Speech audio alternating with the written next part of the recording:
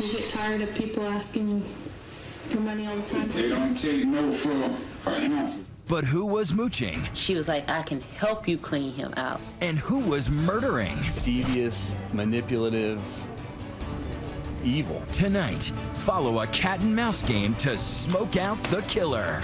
Crazy characters. I don't like Lord Jesus, I'm gonna go to jail. This is somebody with pretty much of a room temperature IQ. Secret confessions. Caught on tape. I'm so deep in this with you right now. If you go down, I go down. And one of the most outrageous showdowns we've ever recorded. Why are you laughing? A man is dead. He's been murdered, clearly. Yes. And you're laughing. Here now, David Muir and Elizabeth Vargas. Good evening. Want to get rich quick? Well, easy. Just win the lottery jackpot. The number of people who do these days is staggering. Some 1,600 instant millionaires a year. And the jackpots just seem to be getting bigger and bigger. Most of us are still grieving over not winning that $448 million jackpot just a month ago. That's why we're still here. But along with that big check, the winner should always get the warning, be careful what you wish for. We've all heard the stories about friends and families being torn apart over newfound wealth. But murdered? Matt Gutman on the case in Florida tonight when crazy, stupid luck runs out. And here are tonight's winning numbers.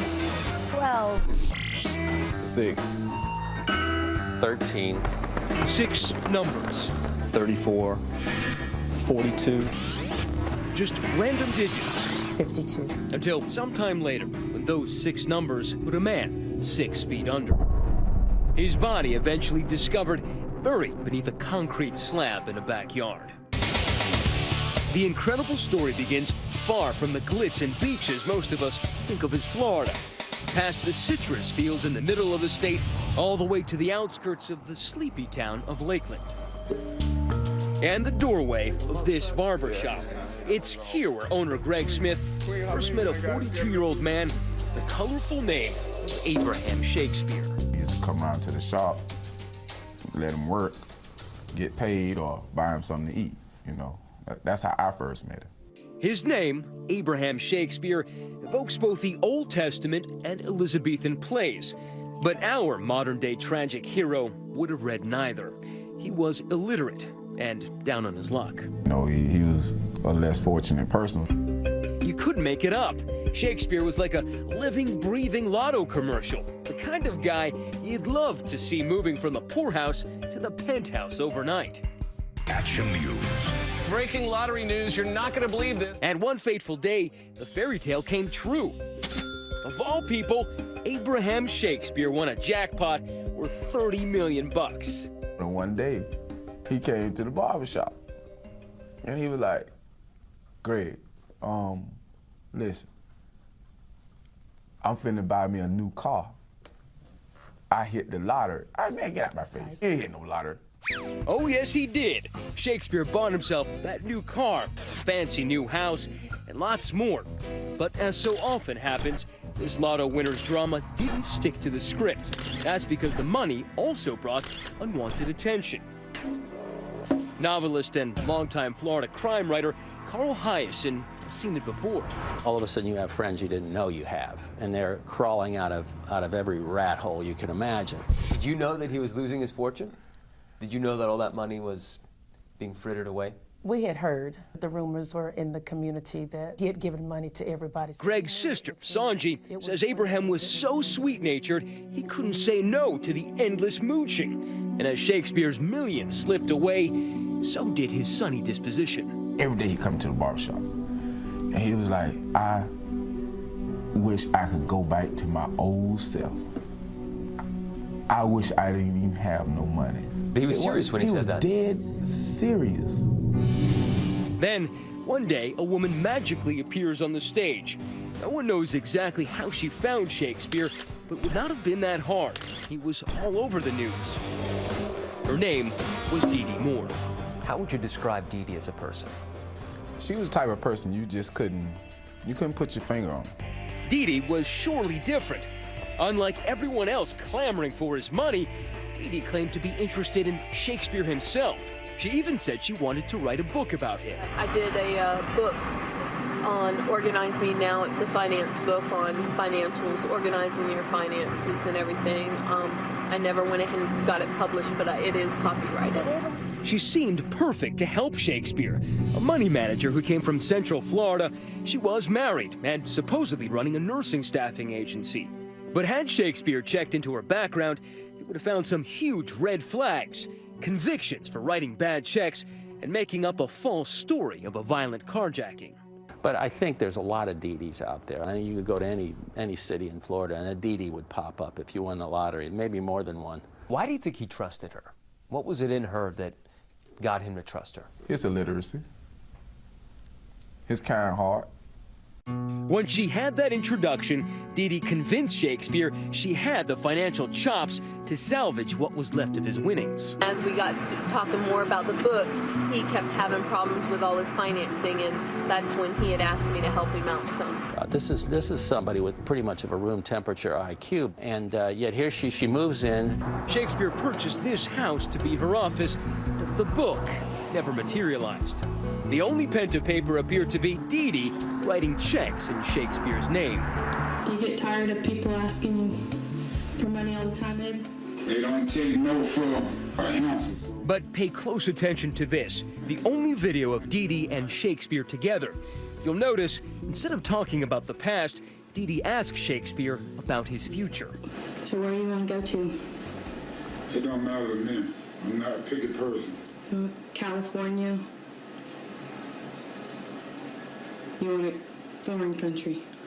Cozumel. Later on, this video would become critical when detectives came to suspect something sinister. Are you going to miss your home? Yes, I miss it, but life goes on. Or does it? Not long after this interview, the man who was everywhere was suddenly nowhere. Shakespeare stopped coming into the barbershop. No one saw him driving around town with Dee-Dee anymore either. Where was he? How many cases do you think he worked? 60 to 100 investigations. Where does the Abraham Shakespeare one rank? It definitely has to rank number one. I mean, it's the one that sticks out the most. Detective David Wallace and his team of investigators entered the picture soon after. He knew that something was fishy, but it seemed like he didn't have enough evidence. Correct. With everyone wondering what had happened, Dee-Dee was the only one with an answer. I don't want nobody to be able to talk to me. I don't want nobody to be able to track me. And I'll come back every so often. She explained to the detectives and anyone else who asked that Shakespeare had skipped town, tired of people hounding him for cash, just as that videotape she created seemed to suggest. Are you going to miss your home? Yes, I miss it, but life goes on. Only one problem. The cops find no corroborating evidence. Shakespeare has simply left on his own. We certainly hope Abraham's alive and well, and he has successfully hidden himself away. But our investigation doesn't lead us to believe that at this time. It's about this time that Dee-Dee reaches out to Greg Smith. Turns out, Greg isn't just Abraham's boss. He's one of his borrowers, too. He owes Shakespeare 63 grand. I was going through some bank issues, and I was waiting on the bank to give me a loan. And he was like, well, why don't you just pay me back? Next thing I know, he had papers drawn up in a $63,000 check. The cops would learn that Dee-Dee now has a proposal for Greg. Help her avoid the heat, and she'll help him avoid his debt. Fast forward a few weeks to a most unusual night at the local Cracker Barrel. Dee-Dee is having dinner with Shakespeare's mother, Elizabeth, when Dee-Dee's phone rings. She says it's Abraham calling from wherever he is, but in reality, the caller is none other than Greg Smith, Abraham's friend and boss from the barbershop, now in cahoots with Dee-Dee. I was like, Mom, how you doing? This Abraham. I'm okay. I just want to let you know I'm okay. And I don't know. So that's how he spoke, just sort of how he slowly talks. and haltingly. That's just how he talked. Why would Smith do such a cruel thing? He says he thought it was okay because it would make Abraham's mother feel better. What he didn't know was that the cops are already all over Dee-Dee. Their surveillance tracks his phone, and a short time later, they pull him over. And this is right after you made that phone call? Yeah, it was like, get out of the car. I said, oh, Lord. I'm like, Lord Jesus, I'm gonna go to jail. So now the cops are questioning the barber and still following the blonde, Dee Dee. At that point, no one could have predicted where the case would go, or that the big break would come from a little can of Red Bull. Stay with us.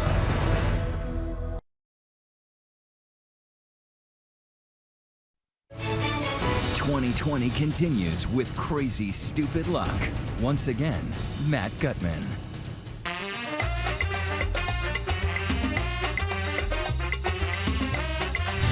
Well, once they started doing lottery in Florida, all of us who lived here our whole lives knew that it was just going to be a recipe for disaster for some people.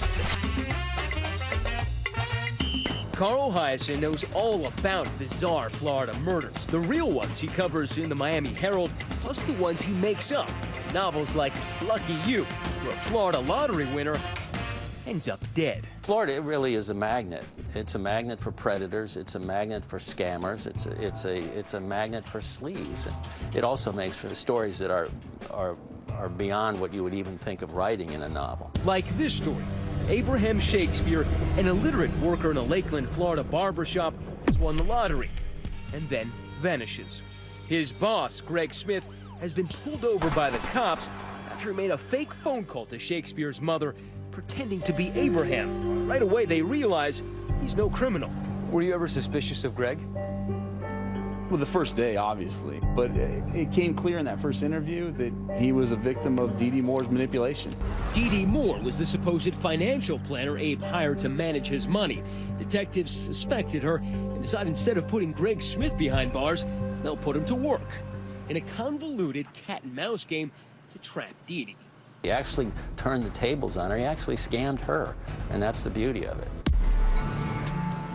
From that moment on, in nondescript back lots were shopping centers all around Lakeland, an ordinary car like this would pull up, and an extraordinary encounter would begin. Getting ready to talk to Dee Dee. I'll give you a call as soon as we leave here.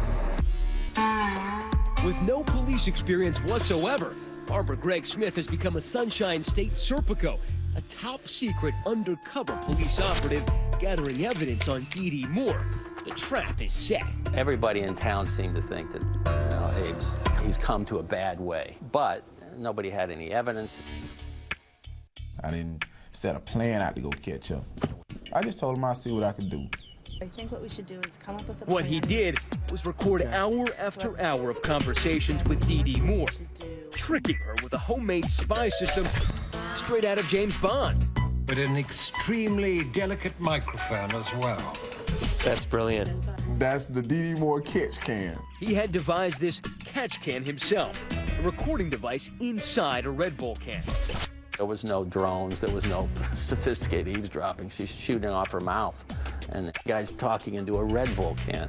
But it's perfect. I worked undercover narcotics for 8 years, and I wouldn't have came up with this. How critical was Greg's Red Bull can with the microphone inside? It was great because it got those conversations. I mean, 90% of those tapes speak for themselves. Dee Dee thought she had bought Greg's loyalty. Remember, cops say she told him that if he helped her out, she would help him out, forgiving the $63,000 loan he had taken from Abraham. If they ever come back to you, a guy paid you to do this. Yeah. For Abraham. In this conversation, she wants Greg to call a man who'd been telling the cops Shakespeare was dead, using a fake voice, convince him that Abraham was alive and well. See, he keeps telling everybody Abraham's dead. The other day, he went around to the bar and said all kinds of He's killing me, man. Well, I'm finna go do this here right now. Are you sure he's not gonna know your voice? Because if that's Baby, blown, we're I got you. Dee Dee's name, of course, was not to be brought up. Well, they'll never know about you anyway. I'll never give you up. You know what I'm saying? Ever. This is one of the many recordings revealing Dee Dee's plots and unguarded thoughts. I'm so deep in this with you right now. If you go down, I go down right now. Yeah. You don't understand Ever. that. If you go, I go. You never And that's the way it is. I'm not gonna get caught. Doing this type of I got to find Abraham. I just need some time. And Eddie's Dee Dee never suspected anything, believing they had that business arrangement. I'm gonna go see if I can't get you that money. I'll call you in just a few minutes. And at this point, were you convinced that Abraham was dead? Not yet still. Not yet. Nope. Nope. Because she hadn't really showed any signs that he was dead. Even though the police said that they suspected her in murdering him. They had a suspicion, but they didn't know. What you think about this damn detective Wallace when I called him? And he's still trying to bring me up. He's still trying to say I killed him. So every time he met her, you were there watching? With the exception of 1 or 2 times. Was there ever a point at which you felt like Greg Smith was in danger or threatened? So yeah, there were times that he put himself, you know, just by helping us out, probably did put himself in harm's way. Smith turns into Dee Dee's yes man, agreeing to anything she suggested, even posing as a dangerous drug dealer Dee Dee fabricated and blandly named Ronald. I'm like, well, who Ronald? You know what I'm saying? Who is Ronald? Well, Ronald is the guy, the drug dealer from Miami that saw Shakespeare. I'm Ronald. Ronald's imaginary. Oh, what a tangled web Dee Dee was weaving. Ronald's connection to everything would be unclear for some time. I don't even know Ronald's last name. Not until another conversation in Greg's car that January. Dee Dee had come not to mourn Abe Shakespeare, but to re-bury him. Just like when we dug my mother's septic tank, all you gotta do is dig some steps in the wall to come out. She asked me, would I help her move Abraham's body? I was like, huh? See, the thing is, it's kind of out in the open, like neighbors would be able to see what y'all are doing. They ain't gonna be able to see me because I'm gonna hit that about 6 o'clock in the morning. You heard it right. Dee Dee has just revealed to Greg and the cops she knows where the body is. Greg says he suddenly realizes the truth. He's speaking to Abraham Shakespeare's killer. Then she goes on to say, I can show you where the body's at. But the problem is the body's on my property. Just like I figured, the goddamn body's still on that property. We're moving the body tonight. When you first heard that, what was your reaction? I mean, I felt like I won the football game at that point. The evidence mounts. On this Walmart security tape, Dee Dee is seen buying a tarp and other items Greg told her he would need. But even more damning, he convinces her to give him the .38 Smith & Wesson pistol used to shoot Shakespeare. She trusted you that much that she handed you the murder weapon. Exactly. What you need to do right there, we need to get that and grind all your cereal on the road. Of course, we can't just run out and arrest her. I mean, we still don't have everything. They still need that body. But soon, thanks to Greg, they dig it up right where Dee Dee had told him it would be, on her property, under a concrete slab. Cause of death, 2 shots from a .38. Once they found the body, it was over. You know, it was over. He didn't crawl in there himself, and the only one who had a motive to do that was her. Well, you gonna arrest me? That's up to you. I want to know what happened, but that's up to you, okay? The jig is up, but Dee Dee is still dancing. On this interrogation tape, she tries to blame the murder on someone else. That's a common defense tactic, is to come up with a mysterious intruder, a mysterious person, a killer, a bad guy who comes and does the deed and vanishes. Tearing a page from the Jodi Arias playbook, Dee Dee says that drug dealer named Ronald was the real killer, who threatened to kill her if she said anything. Honestly, what he calls himself. Okay. Your mind's moving 100 miles an hour. Dee Dee, it's not feasible what you're telling me. What you're saying is impossible. No one buys the story. Dee Dee apparently forgot she had asked Greg to pretend to be Ronald the drug dealer. She forgets that she had put you up to be Ronald. Exactly. And that you know that he's imaginary. Exactly. She forgot I was Not that smart after all. And imagine her shock when she finds out Greg's been working with the cops all along. Dee Dee, we talk to him 10 times a day. We know every move you make. You start telling so many lies that you trip over your lies, but that's very common. This is just about greed. It's all about greed.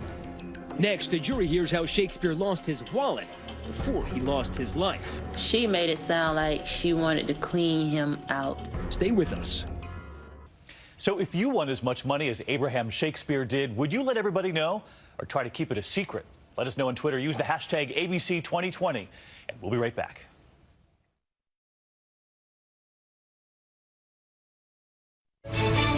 '2020 continues with crazy, stupid luck. Once again, Matt Gutman. Tonight, the largest jackpot in Powerball history could be yours. It was just a matter of months from when lottery winner Abraham Shakespeare met Dee Dee Moore to when he wound up dead. Abe Shakespeare was a sitting duck. There was just no way it was going to end well. Now, who knew it was going to end this badly? State of Florida versus Doris Donegan Moore. This is where it ended up. A courtroom and a murder trial for Dee Dee Moore. Yep, that's Dee Dee, cut off from Clairol in custody. She's now a brunette. She took extreme, calculated steps to avoid detection. Dee Dee pleads not guilty, and though she never takes the stand, jurors still hear plenty from her in court, in a stream of dramatic, emotional outbursts.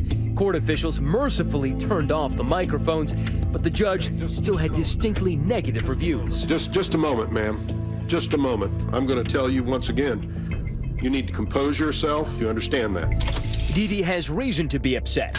Witness after witness seemed to condemn her from the stand. Everything in this investigation pointed in the direction of one person, and that was Miss Moore. She would pop up at the oddest times with the oddest stories. Santeria Butler, the mother of Shakespeare's youngest child, became a key witness. She made it sound like she wanted to clean him out. Why do you say that? Because she wanted to know about all of his assets, and she was like, I can help you clean him out.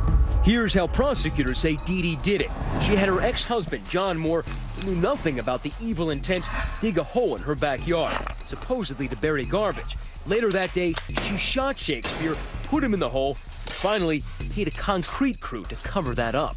Members of the jury, you are about to hear recorded conversations. These recorded conversations are proper evidence. But the case is really all about those secretly recorded audio tapes made by Shakespeare's old friend, Greg Smith. That's Miss Moore getting back in with Mr. Smith. Did he ask him if he's okay or whatever? Yeah. Well, is he still living? The jury hears Dee Dee Moore continuing to instruct Smith to tell people Shakespeare was alive, even though he now knew his gentle friend was dead. You tell him, yeah, he's still living. I said, yeah, he's still living. I said, if anybody want to know if he's still living, yeah, he's still living. Prosecutors say the recordings show Dee Dee's efforts to cover up murder. But I guarantee you, Ronald has killed her.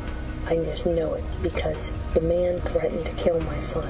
Here she sounds confused. She's telling Greg about Ronald, the supposed drug dealer who she claims killed Shakespeare. She probably forgot that she'd already asked Greg to pretend to be Ronald. They were doing a big drug deal and Ronald kept turning over his money. I think Ronald killed him for the money Abraham had on it. You call Ronald. You tell this motherfucker, listen here, we finna get you out of this. We need to know where this motherfucker at, and if you done did it. It may seem hard to follow the plot of the play in Dee Dee's mind, but it's crystal clear to Greg. There is no drug dealer named Ronald.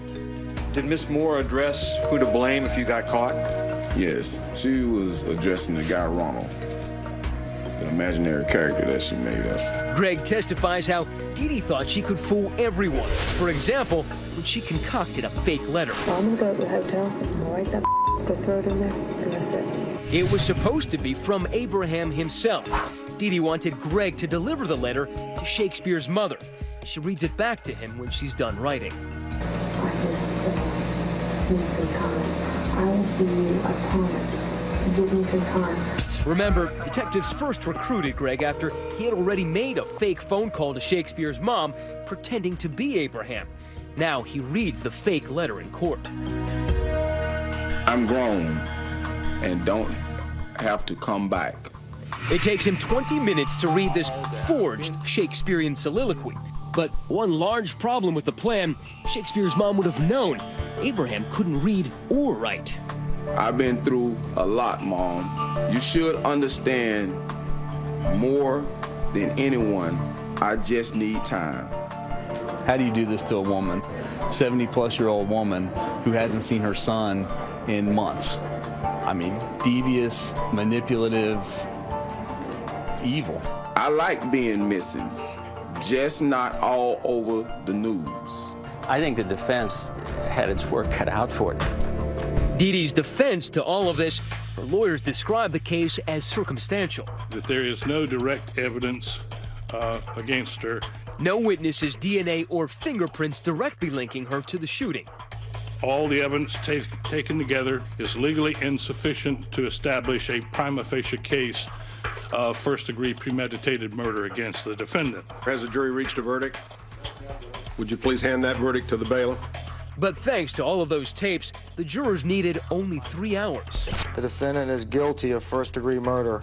The defendant did actually possess and discharge a firearm causing death. Still, even when the jury convicted her, Dee Dee continued to maintain her innocence. You never see the last of these people. So she's sitting in jail thinking she can still be smarter than everybody else. This is the sociopathic mind. I had a little slip up, but I'll get out of this somehow, and I'll give an interview. Sure enough, she gave one to us. I know I'll go to heaven. God knows I'm innocent. That is one person that knows I'm innocent. As that other Shakespeare wrote, the false face must hide, but the false heart doth know. I think people are complete idiots that think I had anything to do with it. I really do.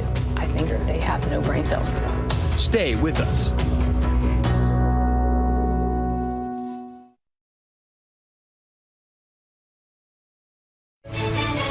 This special edition of 2020 Crazy Stupid Luck continues. Convicted murderers rarely talk while they still have appeals left. But Dee Dee Moore isn't your run-of-the-mill killer. I'm not nervous. I don't get nervous.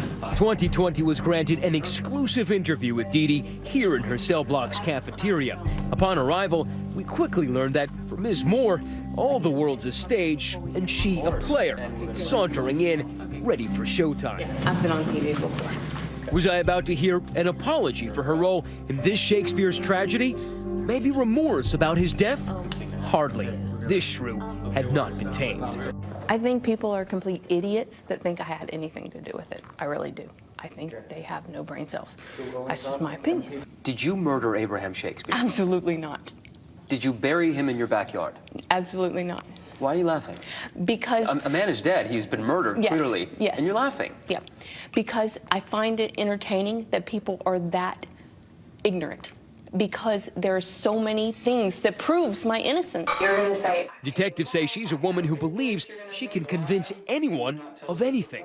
You ended up in his house with all the rest of his money. Then he ended up dead in your property. Okay, but you... Shot by your gun. You don't find any of that unusual or odd? Absolutely not, considering the people he hung around. I only knew this man for 4 months, so I think everything that people are saying is very ignorant. I knew this man 4 months, and I'm just gonna, oh my goodness, I met this man, and you know what? I'm gonna plot a murder in 4 months. Welcome to Dee Dee's world, a place where she is the star and heroine. Let me show you this. And this is fan mail. This is people... I have more than fan mail. I have places that's wanting to do a big screen, a movie producer doing a big TV screen production of my case. They want to reenact my whole case. Like any decent actress, she could switch emotions on a dime, at times full of bluster. I made good money myself. I didn't need Abraham Shakespeare's money. I don't understand how you went from being a potential biographer for Shakespeare to being somehow his money manager and confidant. Because that's just my nature.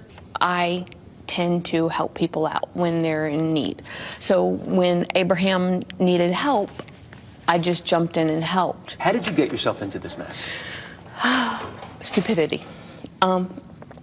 I am not a person to hang around drug dealers. I'm not a person to hang around bad, mean, evil people. I wouldn't say naive. I just was not street smart. Then she would melt into utter despair. When the guilty verdict was read. The defendant is guilty of first-degree murder. The defendant did actually possess and discharge a firearm causing death. What went through your mind? They murdered me by the hands of justice. I'm murdered. You might as well kill me, because this is no type of living in here. I would never harm another human being. I would never hurt nobody. I liked Mickey Mouse and Donald Duck and Disney. I like Tinkerbell and kind things. I'm not a mean person. I know I'll go to heaven. God knows I'm innocent. That is one person that knows I'm innocent. If God believes her, why didn't the jury? She blames a bad lawyer. I personally would have convicted myself for what they got to hear, but they didn't get to hear my side. They didn't get to see my evidence. They didn't get to hear my witnesses. Why didn't you take the stand then? Because my lawyers... You had every opportunity to defend yourself. I wanted my witnesses to take the stand, for me to take the stand. My lawyer says we didn't need it. Your lawyer was that convinced you were going to win? Yes. However, the lawyer, Byron Heilman, told us the decision not to testify was Dee Dee's. We discussed with Ms. Moore whether she wished to testify. That discussion had gone on for quite some time, and she made the decision not to do that. So they think I'm guilty by sitting there looking down. Nevertheless, since she claims her case was not presented in court, she laid it out for us. Sort of. People were trying to frame you. Absolutely. Why? Because, first of all, I was an easy target. A target, she claims, for drug dealers, still sticking to that story about the so-called drug dealer, Ronald. She explained that his band of killers threatened her. They were going to take my son and kill him and chop him up and put him on my doorstep. Who? These guys that the sheriff's department says didn't exist. That we have witnesses that they do exist, and there's blood DNA at the crime scene of them. I can't make up DNA. I'm not a magician. Detectives say they didn't ignore blood at the scene, but say it proved nothing about Ronald. But perhaps most ludicrous, this. Did you ever propose that you would have any sort of sexual relationship with the detective? Absolutely, because Ronald was telling me the detective was playing bad cop, good cop, and he purposely made me flirt with him. He's like, you can tell when he's recording you because he's not recording you when he's flirting with you. He says, flirt back with him and you'll know when he's recording you. So I had to. My life was at stake. Do you understand how listening to you is bewildering? Well, do you understand how listening to you is just, it sounds like a bunch of stupidity? Well, you're just going around and around. I mean, listening to me sounds like stupidity, but you're not making any sense. Okay, that's because you're looking at it the way the court system wants you to look at it. You are trying to convict me. As for those witnesses who corroborated her story, Dee Dee claims these papers are from some of them, but she wouldn't show us or reveal their names. Can we talk to your witnesses? Who are they? Do you mind if we take down their names and maybe contact them? I'd have to ask my lawyer, but I don't know if they'll talk to you. But I mean, Greg Smith talked to us, so maybe they might. Yeah, but the thing is that I have to ask their permission because they are witnesses in an ongoing case. Like, this is one of, just so you can see it from far away, this is stuff that's not in my discovery. These are witness statements. You understand that? These witnesses don't exist, and that certainly looks like your handwriting. What do you mean? That looks like your handwriting. What you said were witnesses' notes looks like your handwriting. No, I don't think that these witnesses exist. Yeah. As our time ran out and Dee Dee saw the curtain falling on this performance. We're just trying to help you. Yeah. You want me to get the story straight. I'm happy to investigate it. You're not. Why don't you give us the witnesses and then we'll have evidence of Ronald actually existing. Thank you. She dangled one name as she exited stage Thank you very right. much.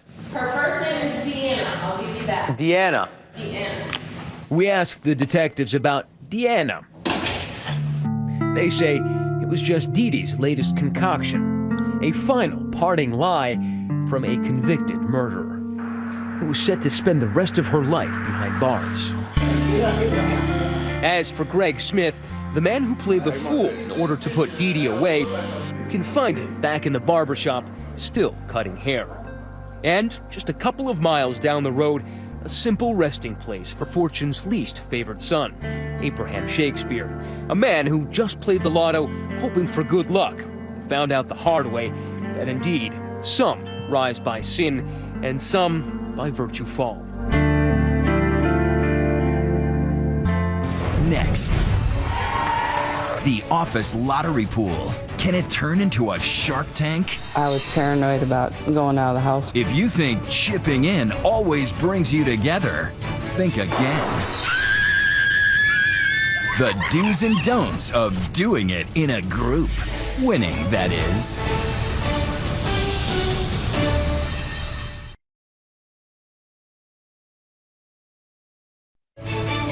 2020 returns with crazy, stupid luck. All right, I've got good news and bad news. Let's start with the good. You've just won a big lottery. Now the bad, you've got to split it with everyone in your office. So take a look at this before you chip in on the next office pool where you could be swimming with the sharks. Here's Cecilia Vega. How react if you won the lottery? Like this, right? Well, check out these folks from Toms River, New Jersey. They call themselves Ocean 16. They're a group of 16 government workers who just last month announced to the world they were millionaires. We're very happy, as some of my friends would say. They banded together to buy a ticket for the $448 million Powerball drawing. I hope you've got those tickets. Good luck. Lo and behold, they won. Ocean 16 looks an awful lot like this group, the Lucky Seven. 7 co-workers from Queens whose ship also just sailed in. How do you feel winning all that money? All in all, pretty damn lucky. The truth is, though, these folks are all actors, the stars of the new ABC TV program, Lucky 7. But on the show, premiering in 2 weeks, winning the lottery isn't the end of the story, it's just the beginning. You okay back there? The drama is what happens next. In real life, it's a story you don't hear that often. What happens for all those people we see on TV once the jumping up and down and smiling for the cameras finally comes to an end? It was a bit of a surprise for this group, also known as the Lucky Seven, co-workers in a medical lab in Orange County, California. And I'm looking at the numbers and I'm looking at the ticket. And I said, holy I think we won the lottery. Jennifer Habib says the first big shock about winning was how uncomfortable she quickly felt. I was paranoid about going out of the house for a while. The pictures by that time had been taken and were in the paper, and I didn't want to be identified. That's part of why she and all her co-workers soon quit. Sure, they didn't need the job, but they say being there made them uneasy. When you win the lottery, it throws you into such a conundrum of other problems that you can't even begin to anticipate. And it's really hard when you've never been exposed to that kind of money at any one time. With their newfound freedom, one coworker split the money with a spouse and promptly got divorced. One moved to the Philippines and took up pig farming. None of them anticipated getting sued for a share of the loot, but it happened. A jealous coworker tried to convince a judge that he was part of the group, even though he was off the day they purchased the ticket. The judge didn't buy it. Turns out, it's not uncommon. In Elizabeth, New Jersey, the hard-hatted 5 construction workers weren't fighting someone outside of their group, but the guy who bought their winning ticket in the first place. He tried to claim he picked the lucky number separately from his group purchase, but he couldn't prove it in court, and everybody kept their booty. But in Indianapolis, Indiana, the sensational stylists are still waiting for a judge to sort out who gets what in the case of a group of hairdressers in a similar tangle. They can't agree if the winning ticket was bought for the group or not. At this real estate office in Plantation, Florida, though, it's a very different story for the Good Samaritans. And there it is, our $1 million Powerball check. When a group of workers here got their Powerball winnings, there were no lawsuits. This is what I bought with my money. With my money, I brought a new car. I got LASIK eye surgery. Now I'm 20/15 vision, perfect vision. Beyond the normal life-changing purchases for themselves, though, these folks made life different for others. First, there was Jen Maldonado. There's our lucky charm. She was brand new to the office and hadn't contributed to the pool. Yet